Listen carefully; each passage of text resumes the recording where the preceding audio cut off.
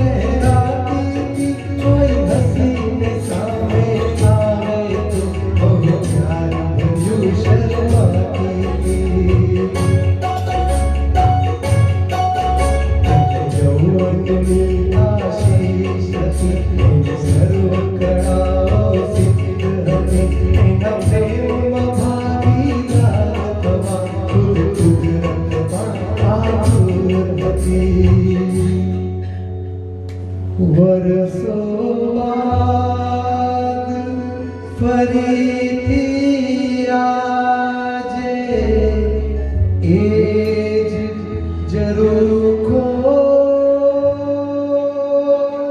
જોયો છે, એ જ ઝરૂખો જોયો છે.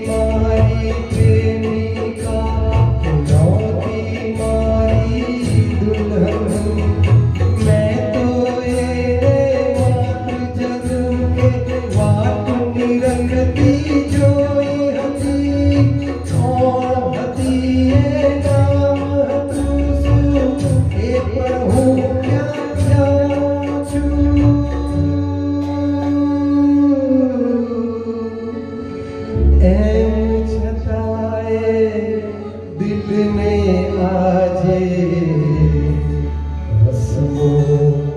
વસમો